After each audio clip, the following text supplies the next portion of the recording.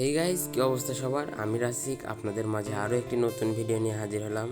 আজকের ভিডিওটির মূল কারণ হলো আমার যে এই লাল ড্রাগন ফলটি যেটি পেকে গিয়েছে, এটি আমার গাছে সম্ভবত আর বেশি দিন থাকবে না, কারণ এটি নড়ছে। এই দেখুন যে গোড়া থেকে এইভাবে নড়ছে, হয়তোবা গোড়াতে কোনো সমস্যা হয়েছে। তো এই ফলটি আমি এখন তুলে ফেলবো। তো ফলটি ড্রাগন ফল তুলতে হলে এভাবে ঘোরাতে হয়, যাতে গোড়া থেকে ভেঙে তা উঠে আসে। দেখছেন, এই যে গোড়া থেকে ভেঙে উঠে আসলো।